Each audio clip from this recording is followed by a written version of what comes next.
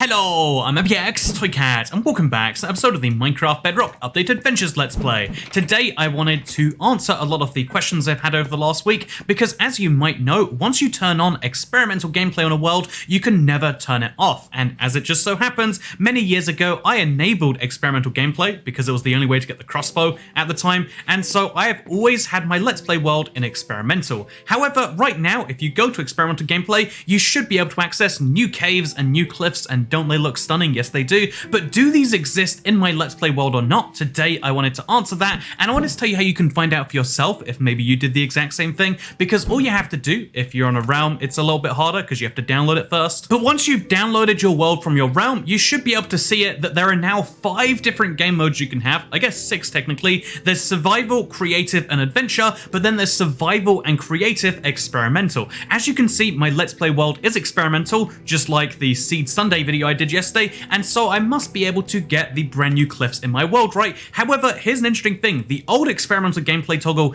is still enabled, but caves and cliffs is not. If I wanted to, I could choose to use this copy, enable caves and cliffs. It takes literally one click, and then once you load up the world, you can never undo it. However, I'm going to decide to not do that, I think, and instead, I have an experimental world, but one without caves and cliffs, and that is very confusing, and I don't know how they decided that these two features are the ones that I have enabled, or why I can never undo them, even though creation of custom biomes isn't something I've ever had on there, or additional modding capabilities. And so, long story short, even though my world is experimental, I do not have the brand new caves and the brand new cliffs, which is kind of a relief, honestly, because we know they're going to change in the near future.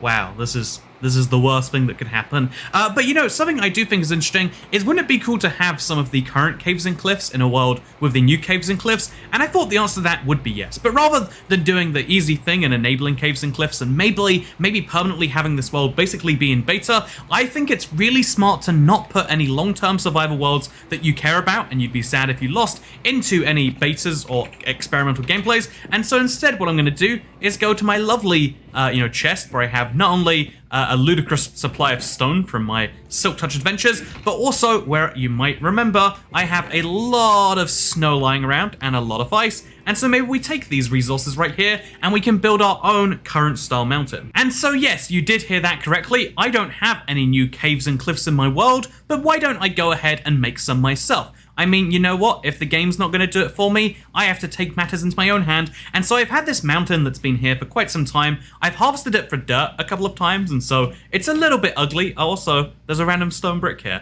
But basically, I have this mountain, and I've always thought to myself, it's kind of ugly. It's kind of small, honestly. Look at the size of this peak. What if I could make this mountain slightly better? And today, I can't guarantee that that's what's going to happen, but I can guarantee I'm going to try precisely that. So let's make this a slightly prettier mountain to be on. So my idea here is actually pretty simple. I'm going to keep most of the existing mountain design and way it is, but I'm just going to kind of throw some snow on some edges to really add some height to this. We can add minimum 50 blocks, of height to this thing before it even starts to look out of place, I think. And so I might as well try and do precisely that, right? I mean, what's the worst that's going to happen besides bad things? I mean, yeah, if you just rule out bad things, then, terrible things never happen. And so, yeah, we're going to be doing precisely that. It's going to be a lot of fun, and, earlier than normal, because, this Let's Play, it's a lot of fun. But one of the things I like about Minecraft is not just showing you the things I'm building and what I'm built and whatnot, but a lot of people like this as a weekly series as to what's been going on in the Toycat world in the last week, because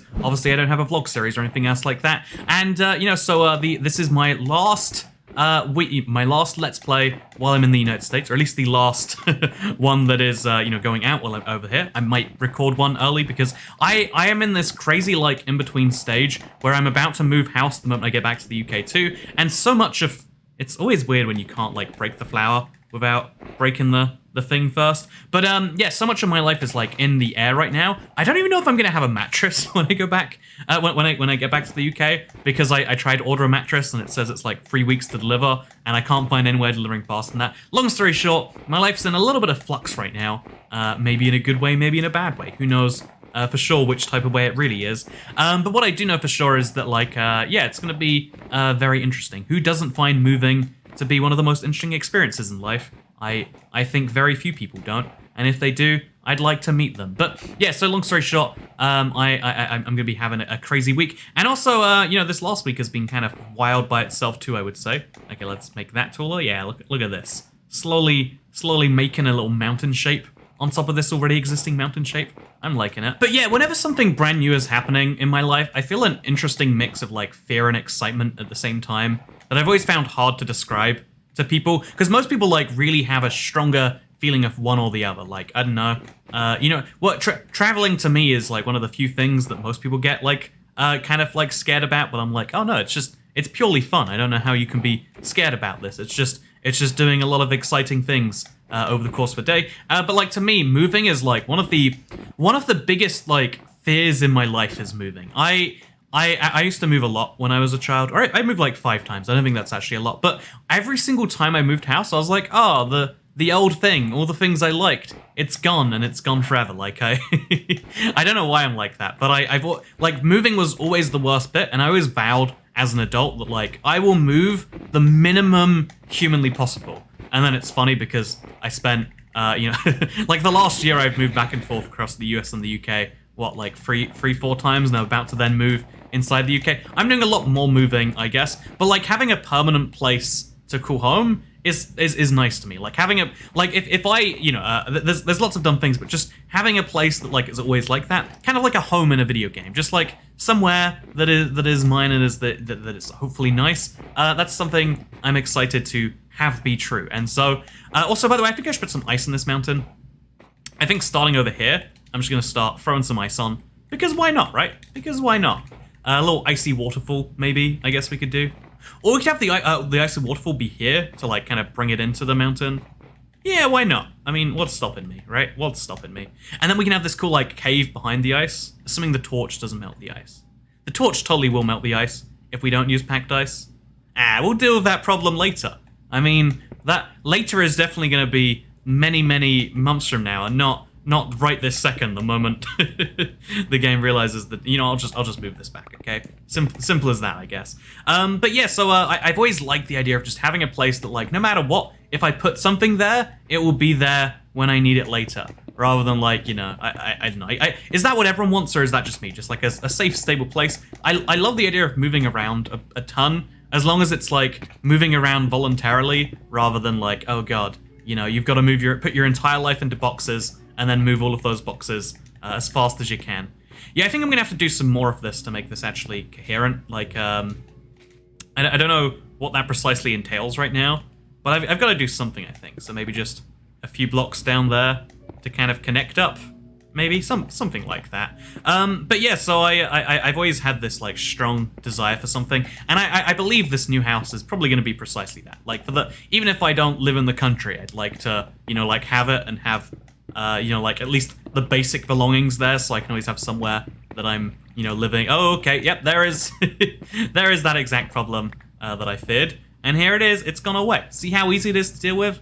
There are some problems though. It's interesting. Like I remember presenting in school used to always be my classic example of something that was so bad in my head, and like I would dread it for so long. It's funny, like I effectively present to the internet ideas every day, right?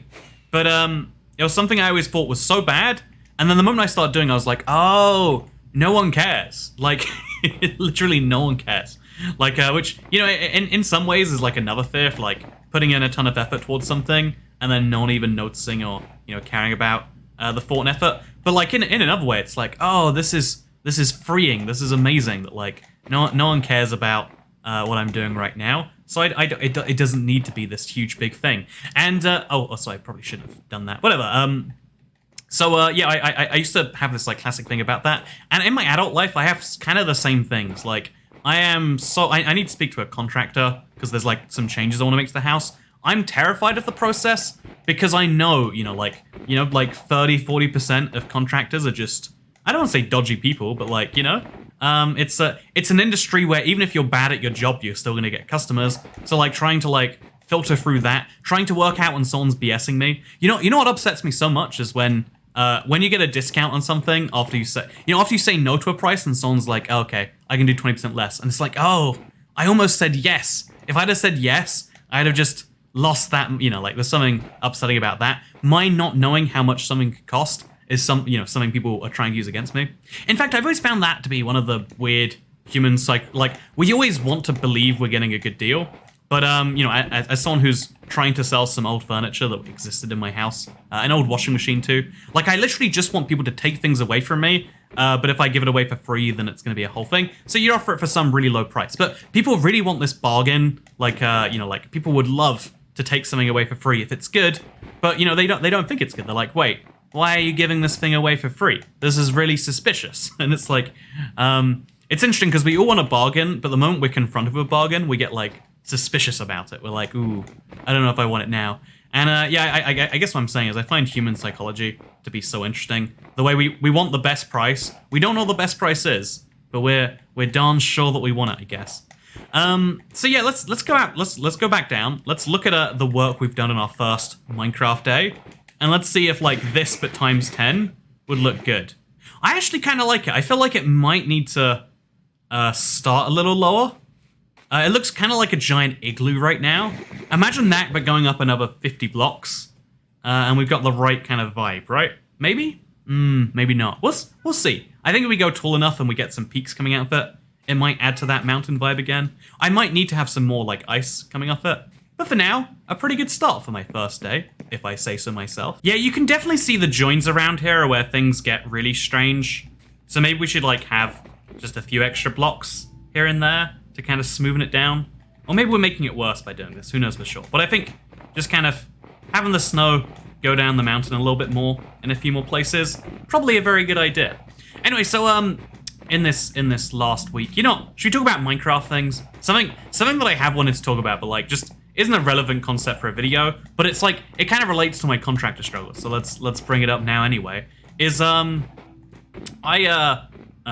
have some ice here, actually. Try and save some of our resources. But yeah, so Minecraft Dungeons. You familiar with that game? They're bringing a Never update out for Dungeons, which is sorry. They're bringing an End update to the Dungeons. They have a Never update already, and it's interesting not only because an End update is coming to Minecraft Dungeons before Minecraft the base game, but it's also interesting because Minecraft Dungeons is this game that is clearly some percentage of the Minecraft fan base plays it. According to my Twitter poll that I did, it's 8% of people play Minecraft Dungeons as opposed to 92% of Minecraft players who just don't play it regularly. And it's super interesting because the game is so DLC dependent. Unlike Minecraft regular, the game we're playing right now, which is releasing new caves and cliffs at some point. Unlike Minecraft regular, Minecraft Dungeons obviously is DLC based. So you have to pay if you want to get the new stuff. Sometimes there's stuff for free players, but it's mostly if you want to enjoy our developers' time, then pay for it. And it's interesting because if you are again, the business people at, Microsoft, the people who are, no doubt incredibly smart, the people who are trying to make the most optimization of revenue, their smart thinking there is people are willing to pay for Minecraft stuff, as you can see by the many things they can release for Minecraft and they'll get paid. Skin packs, Despicable Me packs, stuff like that. And so, shouldn't we be charging, extra?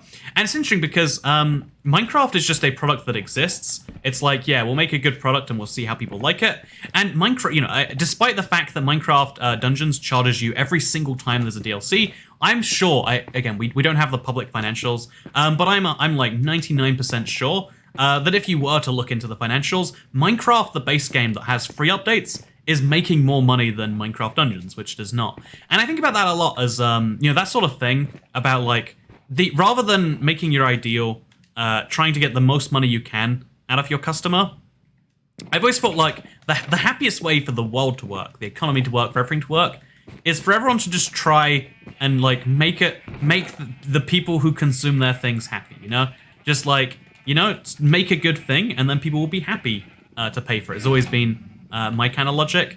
And it's sad because so often you see this. I went to, I've been to, in fact, yeah, I went to a really, I've been to a few, independently owned restaurants where they clearly care about, providing a good service, and hopefully you then, either telling a friend or reviewing it or something like that. But I've also been to so many food places. I think I mentioned the scam about the place that didn't have menu prices in Turkey and that tried to scam me for it. Whole interesting story for another day if you haven't heard that. But it's like, you could also just sell good food. Why does it always have to be about getting, ripping someone off? Why does someone else have to like lose for you to gain? And so yeah, the thing I've always wanted in a contractor is like someone who's just like, the thing I want in anyone who does anything for me is like, I will make a profit, on this transaction. I will do something that I want to do that will benefit me to do. And, it will benefit you as well because you'll have a nice thing that you want to tell people about. And then when someone asks like, oh, do you have a lawyer to recommend? Do you have a doctor to recommend? Whatever else you recommend, I don't know. You'll hopefully say my name. Boom, there we go. Isn't that the dream? Yes, that is the dream is the answer, in case you're wondering. But it's so interesting because it feels like a lot of the time that like, oh yeah, there's this thing of just like ask for as much money as you can and you will do better in some ways. And I don't know, maybe I'm thinking too idealistically about this, but I've always felt like Minecraft is the perfect example of that. Of like when someone tries to perfectly optimize the game for revenue, as Minecraft Dungeons is, they sold the game with something called like the Hero Pass that had all the DLC, but actually then they started making DLC outside the Hero Pass. There's like cosmetics you can only get via that, but then there's DLC that costs you money every single 3 to 6 months. Then they have a game where they're like, the game, you buy it once for like a third the price a normal game would cost you, and then we'll just give you free updates forever. I bought Minecraft Java in 2012 or something like that. My friend bought it in 2011. We both are getting updates forever. I bought Minecraft Xbox 360 in 2012, precisely. That's the very foundation of this channel. And I think it might have cost me $3 to upgrade it to the Xbox One copy or something very tiny like that.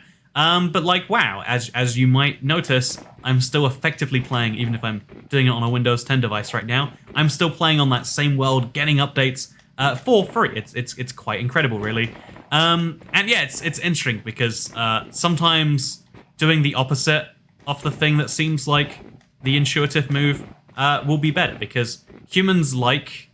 also, this is too jaggedy. I need to like start bringing it in a few blocks here and there. Otherwise, it's going to get kind of ugly. Yeah, we'll bring it in just like a couple blocks every here and there and see how that goes. Just make it deliberately more, a little bit less samey because having diagonal lines or straight lines kind of ruins a mountain. It ruins any terrain. Pro tip, try to use like, not curvy lines, but this weird inconsistent thing because people know that nature doesn't work that way and they will spot it. And do you want them to spot it? Maybe, but I assume not. Anyway, speaking of things you don't want people to spot, I've been accidentally, honestly, I never want to be someone who's like into sport because people who are really into sport get like this weird tribal thing. Like something that made me uncomfortable the moment I realized it is like, football teams or whatever, sports teams, the supporters always say like, yeah, we won against you. You suck. We're the best. We won. You see that goal we scored, and I always felt like is claiming that for yourself really beneficial to anyone? Like did you score or did the people who wear the colors of clothing that apparently you like did they score? Like I've always had. I guess it's kind of like an elite statue. Like why not just enjoy myself and enjoy a sport maybe. But one of the ones I've been accidentally getting into because I love the technical side of it is Formula One. And this last week, in fact, on Sunday, there was like a big controversy where like the guy who was in second, who's previously been in first for the last 8 years, drove into the guy who is in first, this last year, and like drove him off the track.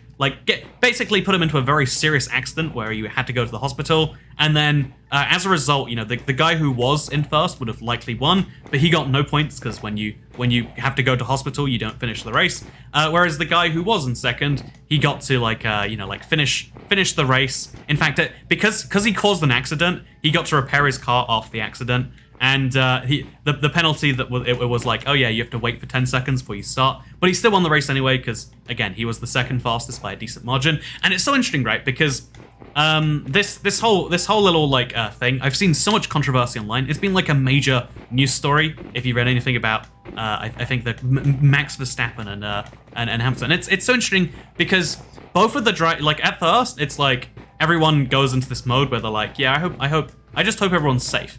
But then after that, they're like, like, it's almost like this game of politics where they're both trying to make the case that, like, the guy who was hit is trying to make the case that, like, someone was reckless towards me, and then they still, won, which means that they clearly weren't punished enough.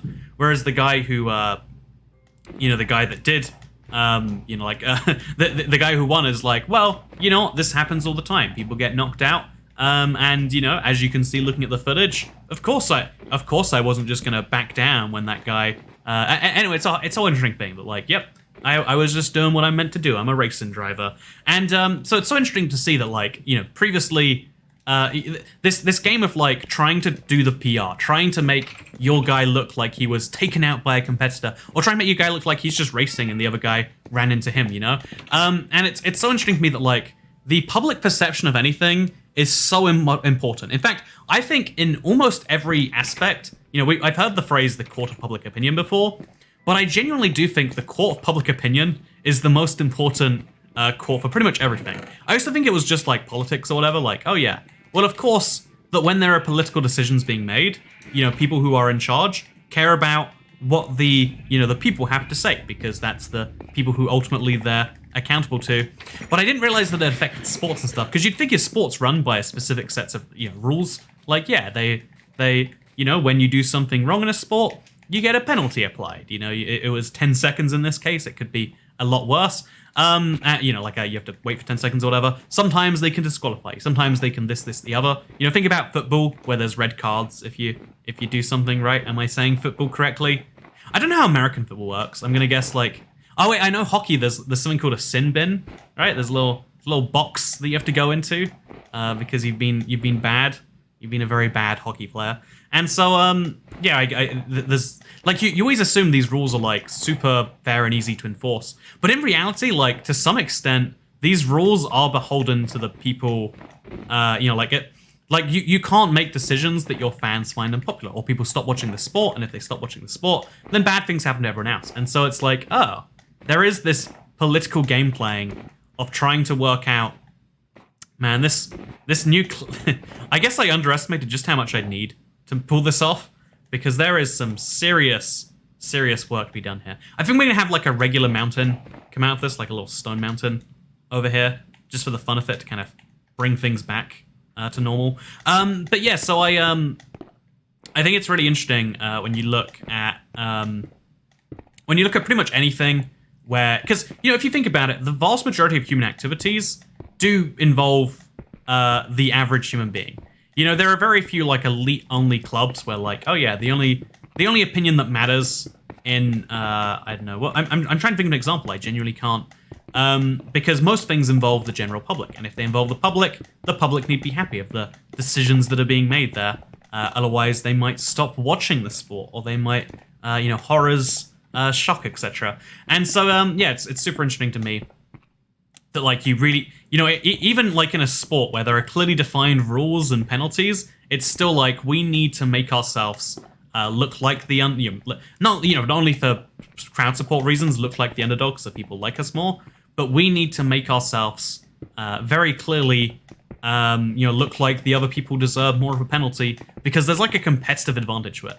Kind of like I think there's this famous thing that, like, if you're American soccer players, football players, like if they get, like, slightly hit, they'll dive deliberately and make it look like they're in a lot of pain, because that is a genuine strategy when it's based on a human decision about what happens. And so it's so interesting to me that, like, yeah, I don't know why I didn't realize until recently. Like, I've always kind of assumed or thought, but, like, seeing another sport have the exact same thing that politics has, that everything else has. Even like your job, right? You might think, the job is the most important thing you do in this world. And although, doing good at your job is important, what's much more important than doing good at your job is, what's much more important is looking like you do good at your job. I've always read some stories, and, you always hear about the things of, like, oh yeah, this guy, he's been browsing Reddit all day every year. He's been doing nothing of note besides sending emails and whatnot. But it's like, oh yeah, I looked like I was doing really well, and so I got a big promotion the next year because it's all about appearances, right? The reality is no manager truly can check everything that you're doing. And so this is, I guess that's actually kind of relevant to like what I do here on this channel. I do have, some editors that I've hired somewhat recently. I now have, it's basically, Harrison's been the one leading the charge, but I've got a couple new editors join in the paddock, we'll say, for now, just to be fun. And so yeah, we'll have that be the main stone peak. And then I think we should still have a little bit of like snow on it. I don't know why that's true, but it feels like it should be. And then we'll kind of have the snow mountain go a little bit higher this way. And then in the middle of the two mountains, we'll have another snow mountain. That sounds as good a theory as any. So yeah, we'll have the snow build into this, like kind of plateau over here, I guess. And then we'll do another one over there, and we'll see what we've done with ourselves. But yeah, it's really interesting to see it, I guess. And also, I kind of have like, again, employee is the wrong word, but people who do things for me and get paid for the things that they do. And in reality, like, so much of the cool... I don't notice a lot of the fun edits until I see a comment being like, look at this thing right here. And it's like, yeah, that's awesome, because, after recording a video that takes 12 hours, then, sending it to someone and watching it a couple of times, after, trusting someone to do a good job by themselves is kind of an important part. Something I don't know, I almost feel like it's braggy to talk about it here. So sorry if this comes across as super out of touch or whatever, but a skill I'm trying to learn that I just hate is working with other people.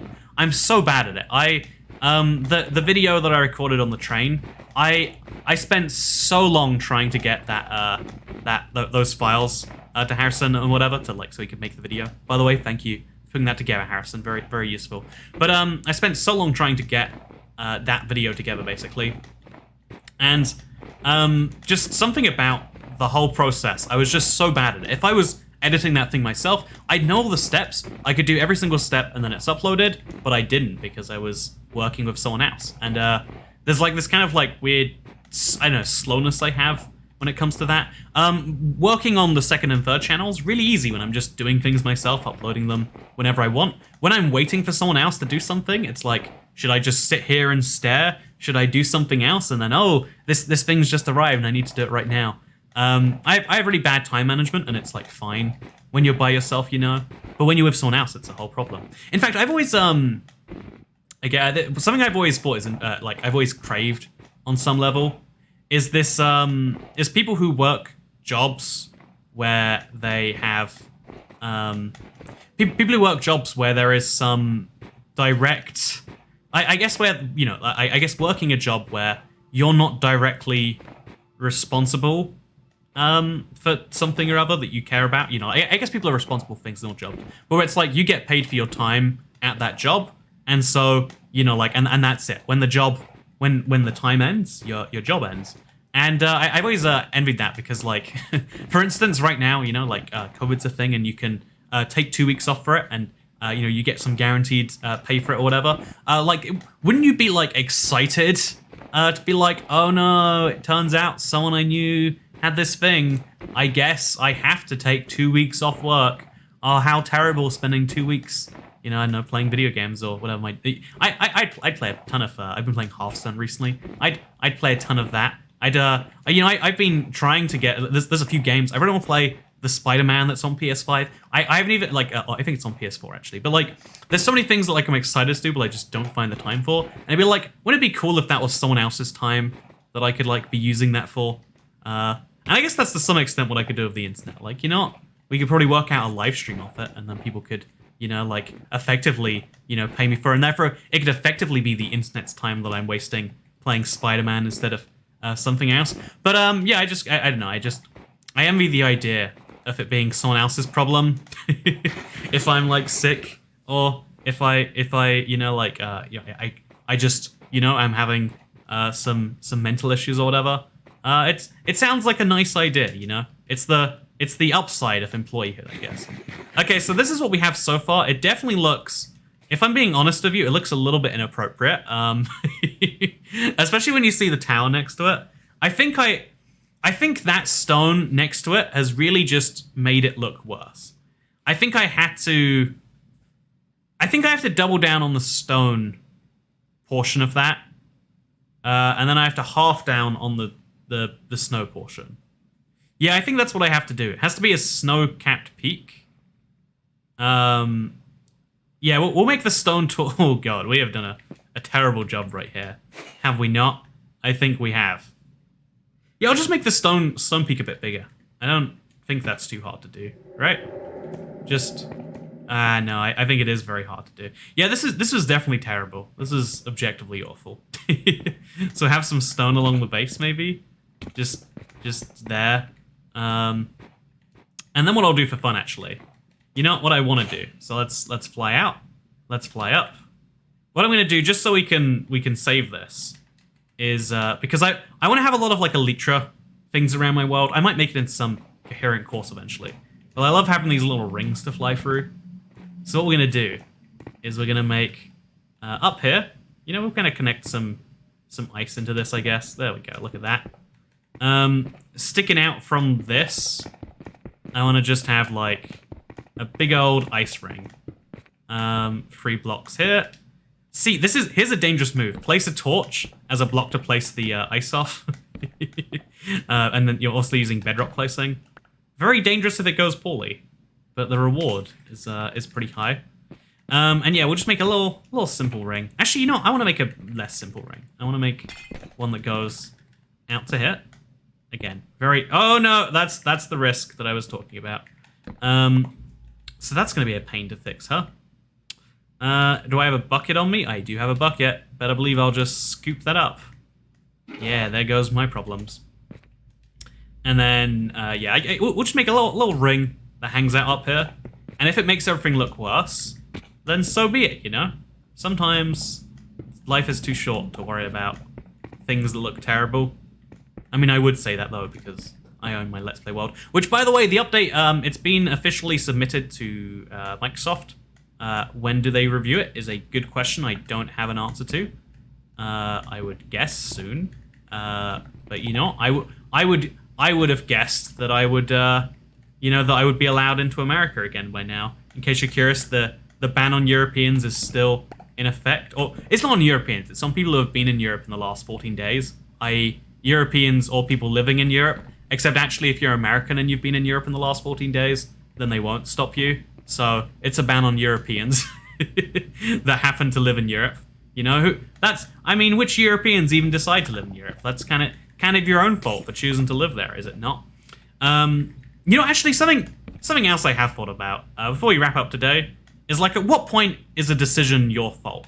Like, this comes up a lot in the context of, like, vaccines and societal restrictions and stuff. But I think it's a good question in general to ask, because ultimately, if someone's suffering and they make a big enough case for their suffering, you know, the politics angle, you know, it'd work in sports, but it also works in actual politics.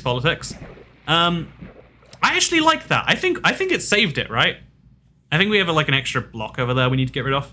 And I think we need to place some more ice and snow strategically around. But I think that did a good job. Yeah, if I make the snow cover over on this mountain as well, I think we can save it a bit. Also, you know what? I'm going to fly through the ring. Let's do it. Okay. But yeah, so something I think is interesting is, like, if someone's suffering, even if it's because, you know, like, here's an example, right? Like, the reason we have pensions, like, if you are old, you get money from the government. And it's like, but shouldn't you, where, you know, and in some countries, it's actually, like, based on whether you have enough money or not. And it's like, wait, so if you saved money during your life, you know, you suffered, you scrimped, and you're saved, then you don't get money when you're old because the old people that don't have money start starving and no one likes it, it's politically unpopular. And it's like, yeah, that's how that works. And that's why in most countries, the US, the UK, and etc., you just get the money regardless. You just get... it's one of the funny things to say if you're like, I don't know... Because old people are statistically the wealthiest, it's just they also have some of the poorest people. Because if you had no money... If you don't save any money over a lifetime, you have zero money when you're 65, and also not the ability to earn money anymore. Because you're old. Because, you know, your body doesn't work anymore. Anyway, so it's really interesting because... I wonder at, like, what point does a problem... At what point does a problem stop being a you problem and start being like a... You know, how do you decide when something is someone's fault or not? Because, you know, we have a legal system to work that out on, like, if you messed up someone else. But, like, if you mess up your own life, how do we define whether you messed up your own life or whether, like, really it was everything else that messed it up? Like, you didn't stand a chance, really, if we think about it. And I don't know. And again, like, I think about it particularly with respect to current situation regarding certain vaccinated places in America where, like, you know, everyone's had access to it for a certain amount of time. You know, like, how do you decide when it's like, you know, something... It's interesting, okay? It's very interesting. I don't want to talk... I feel like one of the best time in my life will be when talking about COVID makes you a crazy person. Like, oh, that... Nice, you know? Tell me more about how, I don't know, the Black Death is coming to kill us all. That's my dream, right? To get to the stage where, like, the thing itself is a conspiracy rather than having to make conspiracies around the thing. That'd be, you know, that when the crazies, when the conspiracy theorists start making conspiracy theories that COVID is real, that's when we'll be in a good place, you know. That's when we know where we've made it, in a big way. But yeah, so long story short, I've had a good week, and it's about to get very hectic. I'm so sorry for all the uploads that have been, like, late and delayed or, like, it's gonna be a mess, especially as I try to get a functioning recording setup. At time of recording, I hope this change... I don't know... Okay, you know, I'm mad about this, so I'm going to talk about it. Everything else in this video, I hope you got some value from. This is just getting something off my chest. I am heading back to the UK, and if you are vaccinated when you return from the United States, you do not have to isolate for 10 days, which is great, because I need to move house, right? But if you were vaccinated outside of the UK, you do. And it's not down to the vaccine. You know, my vaccine, my exact same vaccine that I have in my arm right now, or in my bloodstream, or where does it stay? It's in the T cells or something. I don't know what cell. It's somewhere in my body. Okay, there is little COVID DNA doing something or other in my body right now. And if I had that in the UK, it'd be cool. It'd be fine. But because I did it, you know, in the United States of America, they're like, ooh, I don't know if we can trust. What's that country called? America? Oh, I've never heard of them. I bet they don't have reputable vaccine. And so, long story short, life is pain. Yeah, who wants to be in a painful situation? I guess no one does. And that's why the world work the way that it do, I guess. Actually, let's add some powdered. You know, it's not truly a new mountain until we add powdered snow, right? That's the official point of no return. And handily enough, as it just so happens, I do have a ton of cauldrons lying around anyway. So let's grab some buckets. I'm surprised I don't have much of... Oh, I do have a lot of lava. That's cool. So let's grab some buckets. 6 buckets or 16? I guess we'll go with 6 for now. Oh, never mind. 9 for now. And then we'll fill them up, and we'll make a ton of powdered snow. Easy stuff. Ooh, this noise is weird. I don't like it very much. Okay, so here's my powdered snow. Let's add it to my mountain. We did make like a secret mountain entrance or something. I think that's a cool idea. Yeah, I see why this is a problem. I see why this needs to be fixed. So I'll place some of this down here. Can I... Oh, you can pick block to place buckets. That's a good quality of life feature. So I'll just place some blocks like, I don't know, here and here, and in the little cracks. And I don't even know at this point, like here. And just, you know, everywhere, just to keep people on their toes. Like, which is always a good idea. I mean, if you were on your toes, you wouldn't fall through powdered snow, because that's supposedly how it works. Anyway, so, yeah, I feel like I'm having a very hectic life right now. And I apologize for the video delays. I feel like it's been that way for a bit. There's been some problem or thing in my life, and it sucks. It's terrible. But, you know, that's how life be. It sucks and it's terrible. There's a positive message to end on. But no, more seriously, I hope you all enjoyed this episode of the Minecraft Bedrock Update Adventures Let's Play. I try to keep it out every Monday, even during the weirdest of times. And believe me, I always think we're out of the weird times, and then it turns out, nope, we're still there. You know, maybe Maybe we're never out for the weird times. But yeah, it feels like we're out of the weird times sometimes, and then we're not. Do you know recently it's confirmed that at least under current 1.18 generation, Deep Slate Copper and Deep Slate Coal can exist in theoretical circumstances. So now there's only one unique 1.17 only block. The others are easier to get now, but not. That's a crazy thing we learned from the last week. Do I not have Deep Slate Emerald yet? I don't have Deep Slate Diamond either. I'm a failure. I'm gonna spend some time this next week doing those things. Way too late, but still I'm gonna do them. And then also, just as a fun update, do you want to see what my dripstone farm is looking like? I have not touched it at all since last week. Okay, I don't know what's happening here. Haven't touched it at all since last week, and as you can see, the progress has been riveting. I now have 1 extra dripstone, so, don't want to brag, but things are going kind of well here. I think you'll find. Yeah, look at this. 1 more dripstone to drip, drip, drip away.